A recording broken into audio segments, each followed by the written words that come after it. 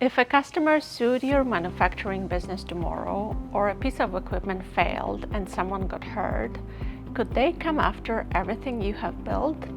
And not just the business, all of it. For a lot of manufacturing owners, the honest answer is yes. And here is a structure that's basically designed to change that. Manufacturing is a higher liability business than most. You've got equipment that can fail, products that get used by other people. You've got employees operating heavy machinery and sometimes hazardous materials. If something goes wrong and it ends up in a lawsuit, the assets sitting inside your operating company, such as cash, equipment, retained earnings, they can potentially be exposed. A lot of manufacturing owners run their whole business and keep all of their retained profits inside just one single corporation, which means all of it sits in the same basket as the operational risk. Here is the structure in plain terms. Instead of one company, you have two. Your operating company, the one that actually runs the manufacturing business, has the employees, halls, the controls, stays exactly as it is. Above it, you set up a second company, that's the holding company, or Holdco. The Holdco owns shares of your operating company, and periodically profits get moved from the operating company to the Holdco, usually as tax-free intercorporate dividends between two Canadian operations. The result? Your operating company keeps only what it needs to run day to day.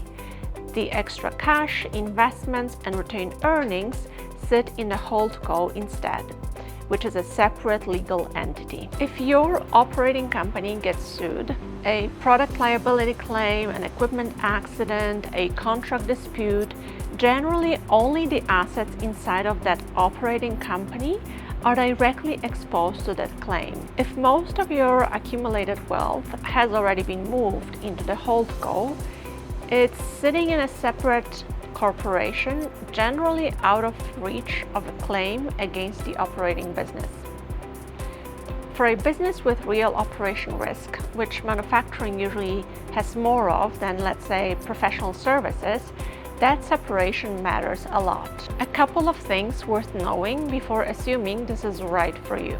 First, setting this up isn't free, and it isn't instant.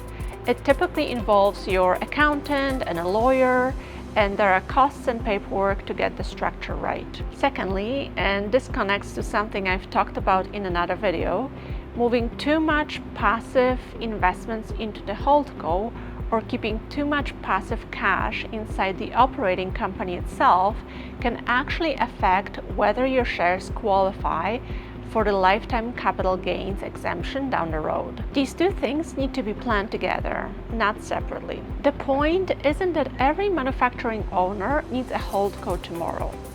It's that a lot of owners are carrying more operational risk against their personal wealth than they realize, simply because nobody separated the two.